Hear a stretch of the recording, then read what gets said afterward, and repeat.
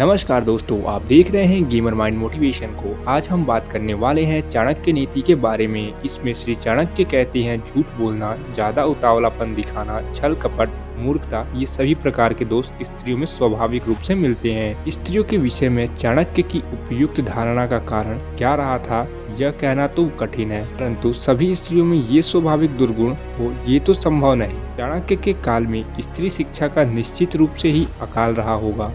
इसी आधार पर चाणक्य ने स्त्री को मूर्ख, लालची, झूठी आदि कहा होगा। लेकिन दयाहीनता की भावना स्त्री का स्वाभाविक दोष नहीं माना जा सकता।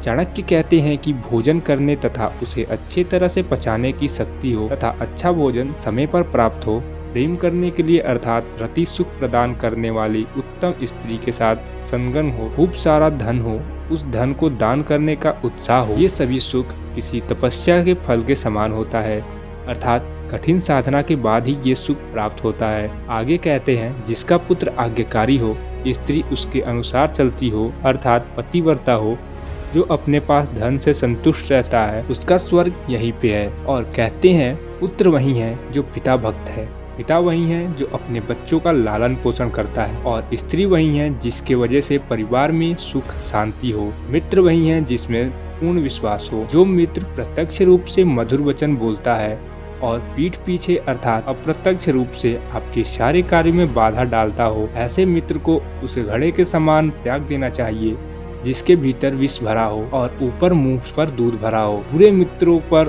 और अपने मित्रों पर भी कभी विश्वास नहीं करना चाहिए, क्योंकि कभी नाराज होने पर संभवतः वह अपना खास मित्र भी सारे रहस्य को बाहर जाकर प्रकट कर सकता है। मन में विचारे गए कार्य को कभी किसी के सामने नहीं करना चाहिए, बल्कि उसे किसी मंत्र की तरह रक्षित करके अपने सोचे हुए कार्य को करते रहना चाहिए।